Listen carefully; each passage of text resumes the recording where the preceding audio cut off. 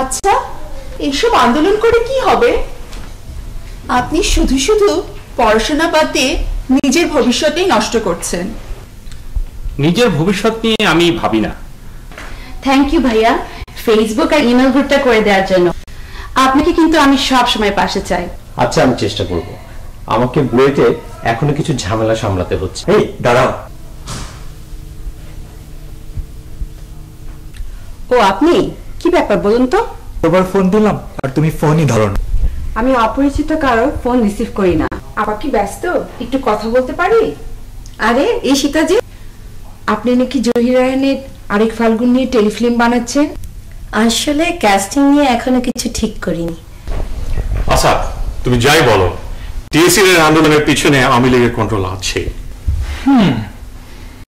আমি মনে করি রাজাকারের বিরুদ্ধে এটা একটা জেনুইন মুভমেন্ট। আমাদের ছাত্ররা এবং তরুণরা যথেষ্ট বুদ্ধিমান। আমিও আশা করছি এই ফিল্মের মধ্য দিয়ে স্বাধীনতা শত্রুদের বিরুদ্ধে যে আন্দোলন চলছে সেটার প্রতি আমরা আরো সাপোর্ট জোগাড় করতে পারবো। তোমার ছেলেকে বলে দাও বিশ্ববিদ্যালয়ে পাঠিয়েছি লেখাপড়ার জন্য। ও বিপ্লবী মায়ের সন্তান, ও ওর রক্তের ডাকে সাড়া দিচ্ছে। আসসালামু আলাইকুম আঙ্কেল, আমাকে ডেকেছিলেন? আঙ্কেল, আঙ্কেল, আমরা পলিটিশিয়ান মানুষ সবসময় ভাই। আমি পার্টি অফিসে আগে কোনোদিন আসিনি। তোমাকে না কতদিন বলেছি এভাবে ঘুরঘুর করবে না।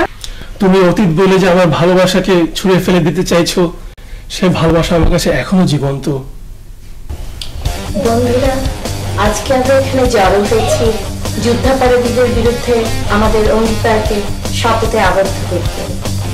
দেখেছি মুক্তি পাগল জনতায়, আমি স্বপ্নের ছবি এঁকেছি শপথের দৃঢ় চেতনায়। আমি জ্বালিয়ে দিয়েছি শোধের আগুন আমার সোনার বাংলায়।